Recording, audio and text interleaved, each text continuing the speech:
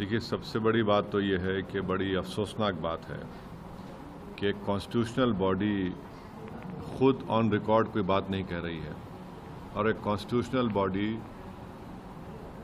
ये रिपोर्ट दे रही नहीं देने वाले सोर्सेज से मालूम हो रहा है। ये कौन है सोर्सेज भाई? तकलीफ हमको इस बात की है कि कॉन्स्टिट्यूशनल बॉडी खुद कह दे इस बात को कि ये जो बोल रहे हैं। दूसरी बात यह है कि ईसीआई को किसने पावर्स दिया डिटरमाइन करने के लिए कोई सिटीजन है या नहीं है। तीसरी बात यह कि मैं सबसे पहली हमारी पार्टी थी जिसने कहा था कि ये जो एसआईआर हो रहा है बिहार में, ये एनआरसी बैकडोर से हो रहा है। वो साबित हो रहा है। ईसीआई को पावर्स नहीं है सिटीजनशिप डिटरमाइन करने का। और चौथी बात यह है कि वो कौन से बीएलओज हैं, उनका नंबर हम डिमांड करते हैं, इसे हमको दीजिए। हम अपने पार्टी के लोगों को बोलेंगे जाके इन बीएलओज से मिलिए और हमको बताइए कि कहाँ पर आपको ये जो नेपाली कह रहे हैं, म्यांमार के कह रहे हैं, बांग्लादेशी आपको मिले हैं। हाँ, पांचवी बात यह है कि आप इस तरह के सोर्सेज जो है वो भारत और नेपाल के ताल्लुकात तो खराब कर रहे हैं। रिश्ते होते हैं ना नेपालियों से, हमारे मधेसी लोगों से, तो आप तो पहले ही रिलेशनशिप अच्छे नेपाल से नहीं है, उसको और आप लोग खराब कर रहे हैं इस तरह की बकवास करके। छठी बात यह है कि 2003 में एसआईआर हुआ था। हम पूछना चाह रहे हैं इन सोर्सेस से, चलिए ईसीआई से नहीं, इन सोर्सेस से पूछना चाह रहे हैं उस 2003 के एसआईआर में कितने फॉरेन नेशनल निकले बताओ। सातवीं बात यह है कि जुलाई 19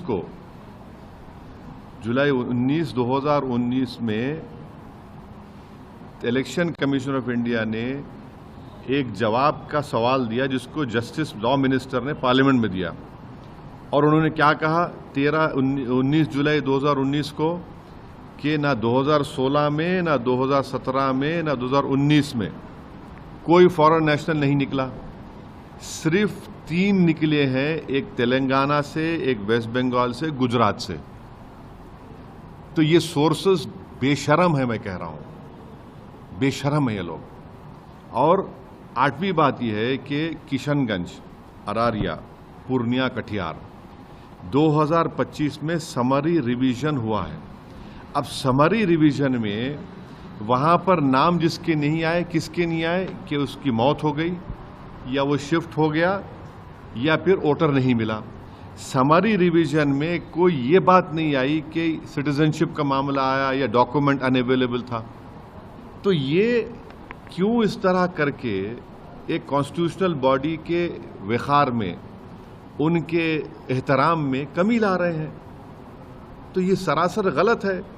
हम चाहेंगे कि ईसीआई को खुद ऑन रिकॉर्ड ये बात कहे।